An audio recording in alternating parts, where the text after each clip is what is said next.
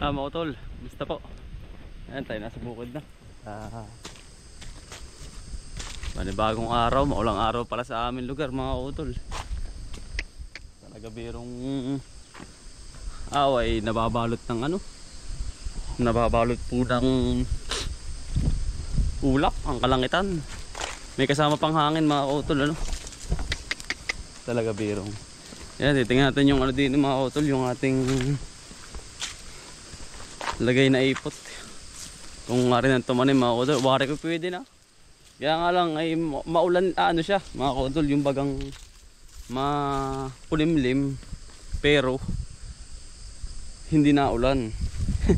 Parang hindi rin tayo makakatanim na rin mga kodol. May hangin naman. Kumbaga yung hangin ay hindi nag-i-stay, ay napapalad yung pinakang ulap, ay di yun yung ating yung ulap nadadala pa ron papuntang Manila. Doon na ulan siguro. Ayan o, mahangin mga kautol.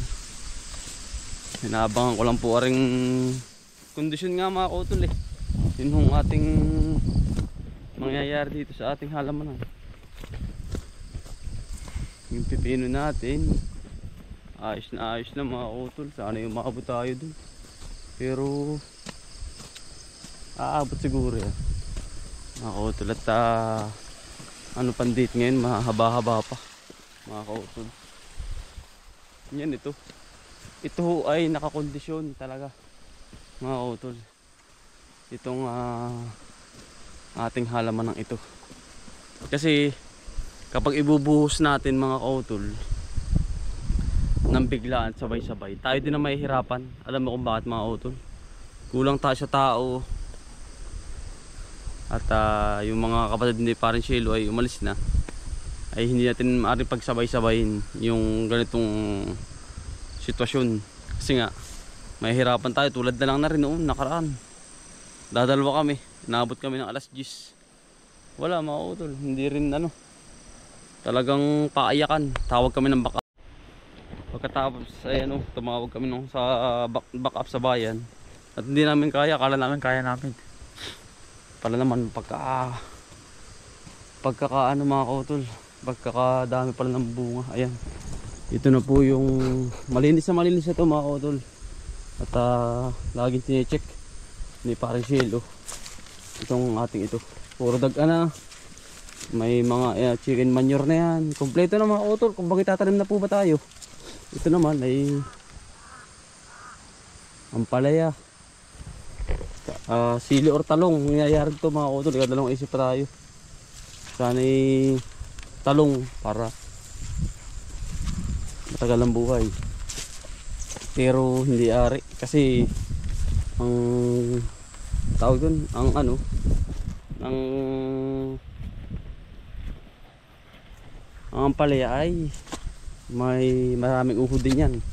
Kailangan ay sili, kaya sili ang ilalim mga utol. Pwede yun, nangyayari ganun, sili. Taniman na natin yan para dire-diretso tayo. Kaya lang yung ginagawa ko dun sa kabila mga utol ay yung pipino, inaabang-abangan ko lang yung ano, yung kanyang pubang taas bang hanggang bayawang ko, saka tatanim para nang stop tayo sa pipino. Kasi marami tayong buyer eh. Okay lang ang sitwasyon dun, kaya lang tali din ang hangin mga utol. Napayaypay din ito, nadag-ana na, pero kulang pa rin. At least mga utol ay naayos na natin di Parin Shelo. Ito naman kabila mga kautol ay ganun din. Yan, ito naman ay pipino mga kautol. Dito ko tatanim yung kabilang nandun mga kautol. Dun. Ito yung pinakamarami kong pipino mangyayari. Kasi ito lagi swerte sa atin. Kaya ho ito, ayan, yung chicken manure ay medyo sari-sariwa pa rin. Tapos yung tabi po sa kumakain na. Yan. Pero ayoko pang taniman. Yan naman, pagka ganyan na mga kautol, ay kailangan malamig talaga. At isa pa, marami po itong chicken manure, pinahalo ko talaga paglalagay namin. Para, kasi ang pipino, matakaw yan sa sa pataba. Umpisa pa lang, mga katol, patabain mo na yung kanyang puno, palakasin mo na. Kaya ho, ito ay nangyari nun ay napakadaming naming nilagay na chicken manure nung nakaraan taon pa, na talagang binuhos talaga mga katol yung dami ng bunga. Ayun nga ho, maraming nakalagay bawat butas. Tapos pagkatapos itong butas din sa tanaman natin, meron pa tayo dito dalawa. Hindi ko pa alam, or kamatis or ano man, kamatis or bahala na sa gitna. Dito talaga lagay ng pataba eh. Medyo ano pa, sari-sariwa pa mga kautol, hindi pare. Kaya lang muna natin lumamig. Hindi arte tayo bumanat agad pag mga kautol eh. Pagka ganyan ng sitwasyon. Yung ipot kasi sobrang init niyan. Pero sobrang init nga mga kautol, kailangan pasingawin. Yan, bali may mga dagan na rin yan. Kompleto na yan. Yan. Hindi na kaya ng hangin yan kasi inuna na muna namin mga kautol yung pagdagan ng plastic kasi alam mo naman sobrang hangin. Hindi kaya nga natin pigilan. Yan, tapos naglagay tayo ng chicken manure. Yan, para dire-diretso na. Wala na lang po itanim niyan at uumpisa na tayo. Saka are, kompleto na rin mga kautol. Yan, minatira pa ng chicken manure para sa kabila.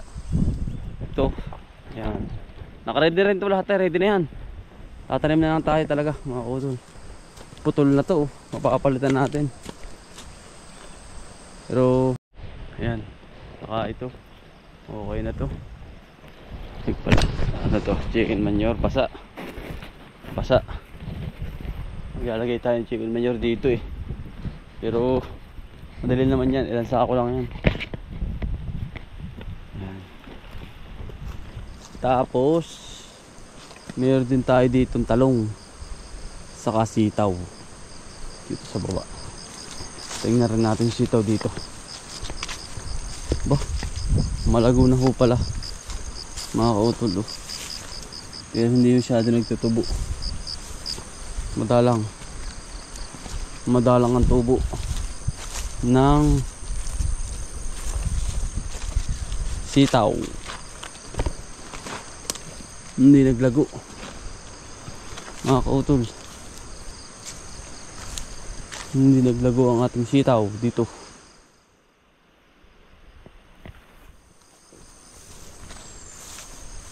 Hindi nga naglago mga kautol. Nababad sa ulan ay.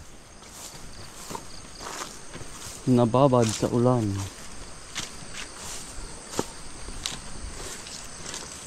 Hindi lumago, hindi gumanda mga kautol ang ating sitaw. Dito. Hindi ko alam ba't ang nangyari. Hindi naglago mga kautol. Saka ito ho ay talong din. Yan sa kabilang yan. Ayun mga kautol, bali dito na tayo sa ating patula. Update ko kayo. Ayun yung ating upo. Nakakapanghinayang talaga sa upo mga kautol. Pero malago naman, meron pa naman. Sana dumami pa ang bunga ninyo. Yan. Bali ito yung ating patula mga kautol. Update ko kayo sa napakagandang patula. Ayan, talagang napakamahal din ng presyo. Ayan ho, ang taas niyan mga kautol. Makikita nyo. Ayan, taas ko pa. Ayan.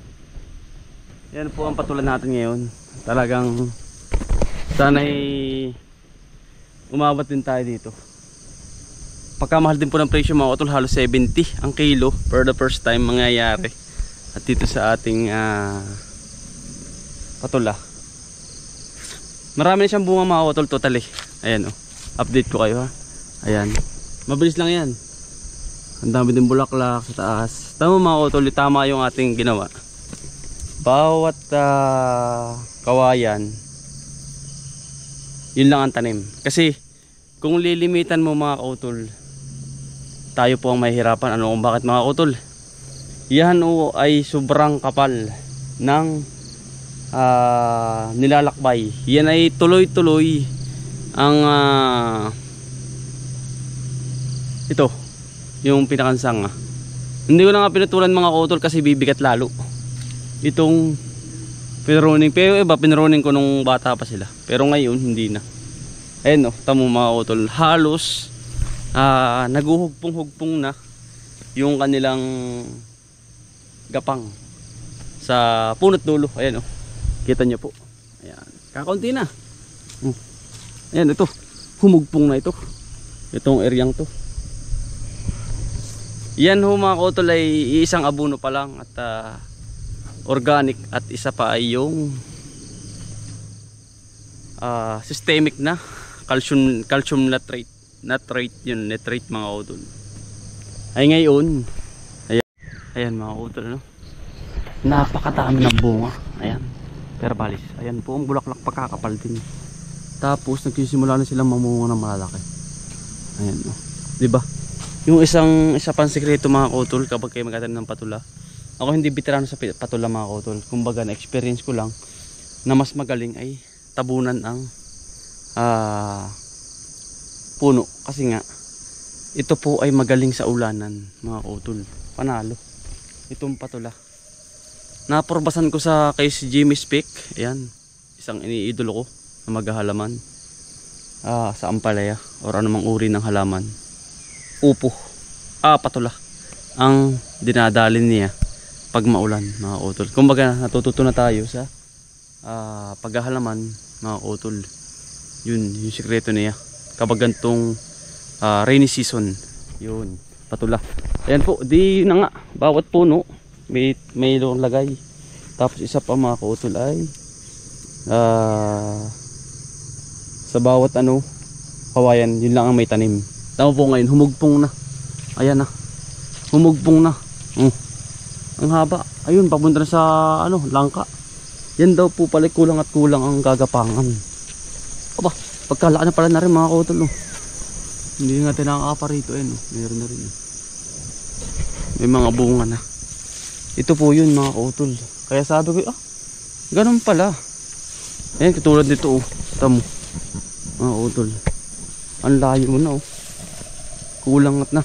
Ayun nalabas na rin Kailangan yan, ibalik na natin yan para siya pumunta sa dulo, bumalik. Diba mga kautol, ganun lang. Kumbagay natutunan din natin kung paano mag-alaga ng patula. Isa pa, hindi rin masyado sprayin yan mga kautol. Hindi po, yan ay matagal talaga ang buhay, halos taon talaga, sabi ni tatay sa experience nila.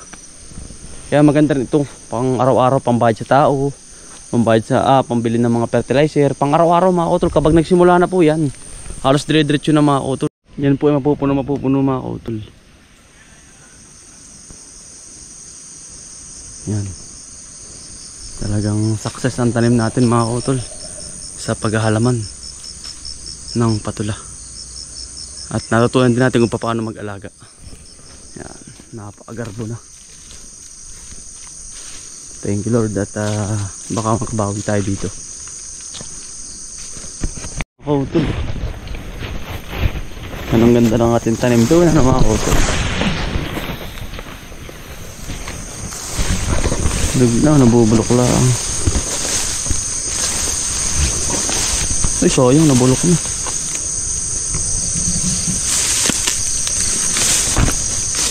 May baltik na.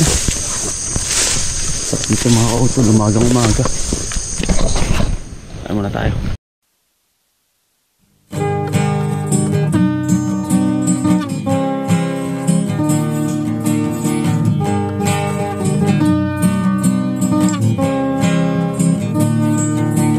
Pagmulat ng iyong mga mata, magmamunda at magpasalamat sa ating Ama. Bagong araw, bagong pag-asa, kaya't magsipag at magtiyaga. Halika na mga kautos, buhay ka na mga kautos, buhay ka na mga kaputol. Buhay linang, buhay linang, mga kaputol. Buhay linang, buhay linang, kay ganda naman ang umaga. Basta't kasama ka, kapiling ka ay masaya. Lahat ay gagawin para sa pamilya. Ang mga pagsubok ay kakayanin, basta tayo ay sama-sama. Mga kautol, buhay linang, buhay linang, mga kautol. Buhay linang, buhay linang, mga kautol. Buhay linang, buhay linang, mga kautol. Buhay linang, buhay linang, bagong araw, bagong pag-asa. Kaya't magsipag at magtiyaga, halika na. Lahat ay gagawin para sa pamilya.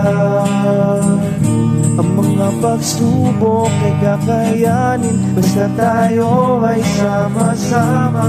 Mga kautol, mga kautol. Buhay linang, mga kautol. Buhay linang, buhay linang, mga kautol. Buhay linang, buhay linang, mga kautol.